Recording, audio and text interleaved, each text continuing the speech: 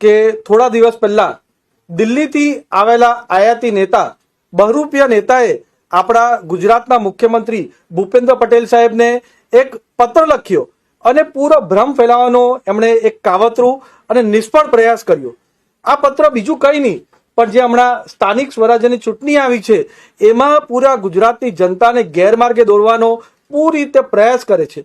અને એમાં ખાસ કરીને જ્યારે આવા ઇલેક્શન આવે, ચાહે ગુજરાત હોય, પંજાબ હોય, દિલ્હી હોય, ગોવા હોય કે કોઈ પણ પ્રદેશમાં આવા ઇલેક્શન આવે, ચૂંટણી આવે, ત્યારે આ દિલ્હીની પાર્ટી આ રીતના પોલિટિકલ સ્ટન્ટ કરે છે, પોલિટિકલ ડ્રામા કરે છે અને એમનો પૂરો ઇતિહાસ જ અરાજકતા વાળો રહ્યો છે. જ્યારે 2014માં પહેલી વાર આવ્યા લોકસભાનું ઇલેક્શન લડ્યા ત્યારે પણ આ જ રીતની અરાજકતા ફેલાવી.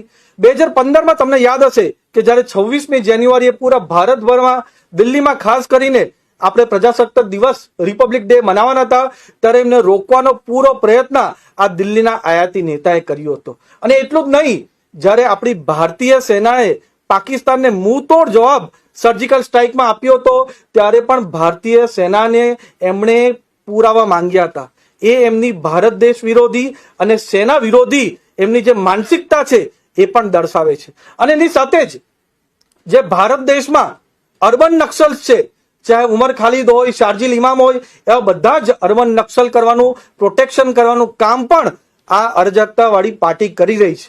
અને જ્યારે ચૂંટણી આવે ત્યારે કે એમના જ કાર્યકર્તા ચાહે એમની પર શાહી ફેંકે, જૂતા ફેંકે અને એમના જ કાર્યકર્તા, એમના જે પ્રમુખ લીડર છે એમને પર ઝાપડ મારે અને પછી એવો પુરાવો થાય છે કે આ જે કાર્યકર્તા છે એ આમ આદમી પાર્ટીના જ છે. એટલે આ રીતે પૂરો વિક્ટિમ કાર્ડ રમવાનો એ દરેક ચૂંટણીના પહેલા આ રીતે પોલિટિકલ સ્ટન્ટ કરવામાં એ પૂરી રીતે માહિર છે.